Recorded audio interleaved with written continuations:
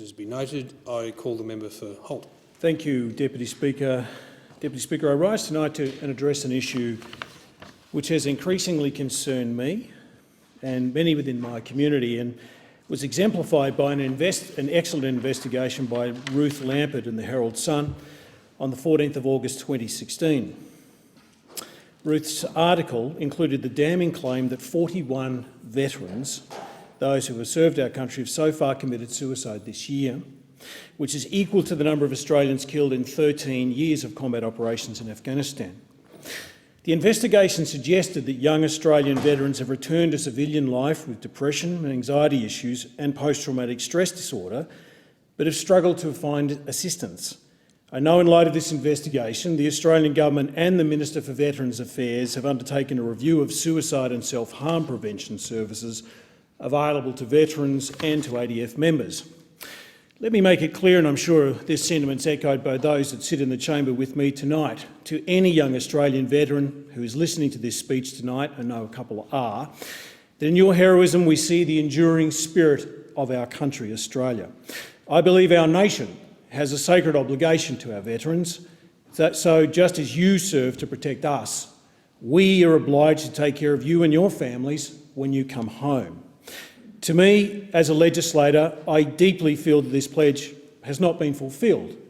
If you look at this report, 41 veterans have taken their own lives this year, whilst a register which people have kept, or keepers have kept, conservatively estimates that there have been 295 military or ex-military suicides from the start of 2000. And it leads me to wonder, Deputy Speaker, did those people feel supported by our country when they came home?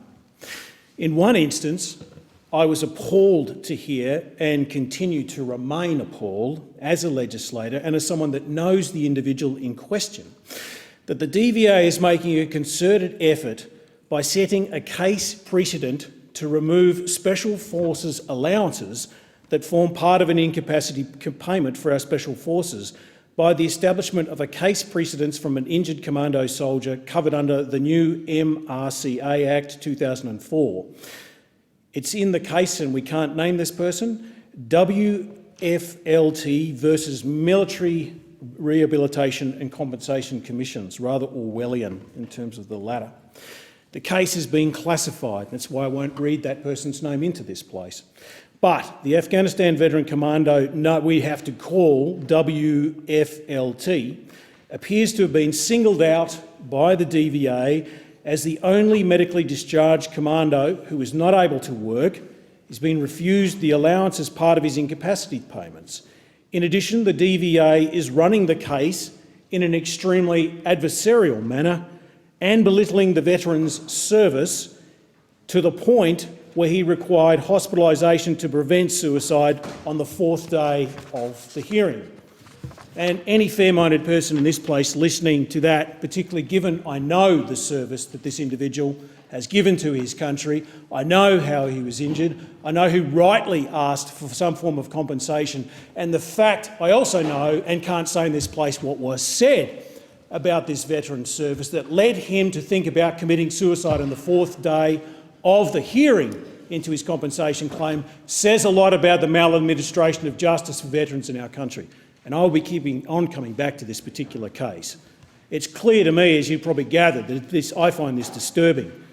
And after raising this matter, and has been raised separately by this person's advocate with Senator Jackie Lambie, and it's been raised with my office separately by the individual in question, I'm concerned that this veteran who killed for his country and was prepared to die for his country stands to lose $750,000. I further note that if this precedent is set and applied, that every SASR and commando officer under 35 years of age who can't work due to their service will lose something roughly like $1 million in compensation. Multiply this case across the multiple deployed Special Forces community, we could be talking potentially about the removal of up to $500 million to our veterans in compensation. There's a word for that. It's often used in this place. It's called scandal. It's called a national scandal, Mr Deputy Speaker. This individual, this very fine individual whom I'm honoured to know, who is called, in this place now, WFLT, also believes that the DVA singled his case out in hope of beating him in court so that they can remove the allowance from all injured Special Forces officers and save around $6 to $10 million a year.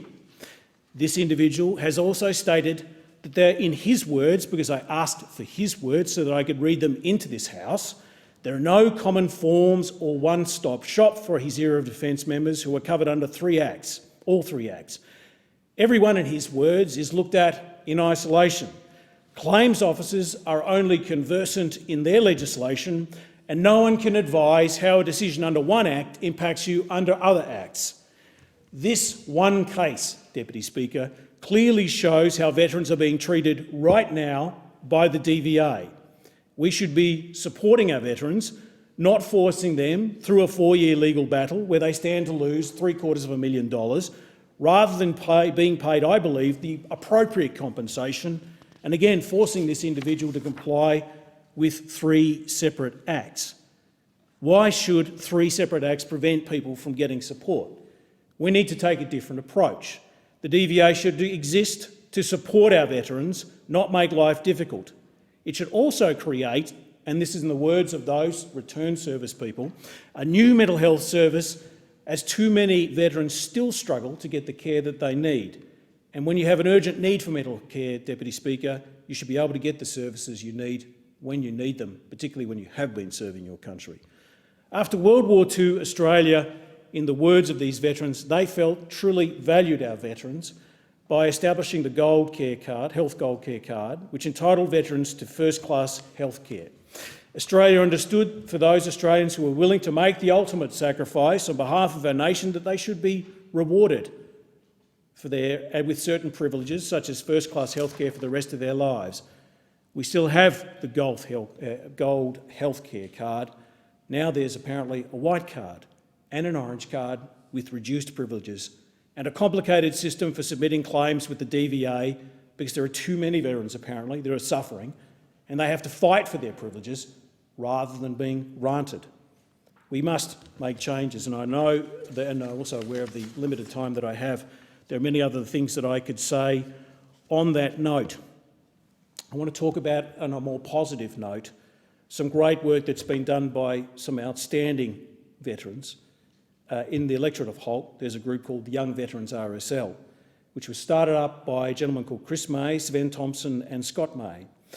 Young Veterans RSL started when 3 mates and fellow veterans realised that there was a lack of social welfare groupings, providing activities for the growing number of young veterans and ex-service serving defence members across Australia.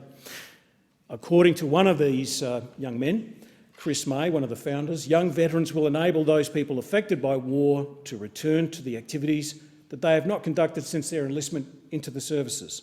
It will provide a means for today's veterans to openly discuss their individual war experiences in the hope that it will assist them and other veterans into reintegrating into the civilian population. Young Veterans RSL carries out some amazing activities which raise funds and increase awareness for the contribution made by our veteran community. Young veterans are also attempting to raise funds to rehabilitate, retrain and re-educate defence personnel when they leave the Defence Forces. Last year, in conjunction with the Dandenong RSL, the young veterans purchased 3 ex-Defence Land Rovers, I've seen a lot of them, and drove them from the southernmost point of Australia mainland, Wilson's Promontory, to the northernmost point of our great country, which is the tip of Cape York. The young veterans have visited many schools and engaged many RSL sub-branches along the way. They are wonderful young men, and there's another event that will be coming up very shortly, which is the Land Rover Outback Challenge, and all members of that Veterans RSL team, which includes Matthew Keane, Navy, Melissa Johnson, RAF, current, Scott May, Army retired, Shane Dixon, Army retired, Catherine Batham, Navy retired, and Jai McManus, civilian. I wish you all the best for the Outback Challenge. But there's one thing that, in particular in the word of my friend, the person that I mentioned early on, in terms of what he said about the worth of this organisation. Many veterans who are medically discharged and unable to work have lost all sense of purpose and dignity and struggle to find and be accepted in today's society, hence why suicide is high. If I hadn't found Young Veterans RSL, I may have taken my own life. I can't work, I struggle to socialise, I hold a relationship and my interactions with Young Veterans RSL is all I have. I know I've taken over time. Mr Deputy Speaker, it is an outrage what's happened to this man. It must be stopped. DVA must be stopped from persecuting someone that's prepared to lay his country on the line to protect our country.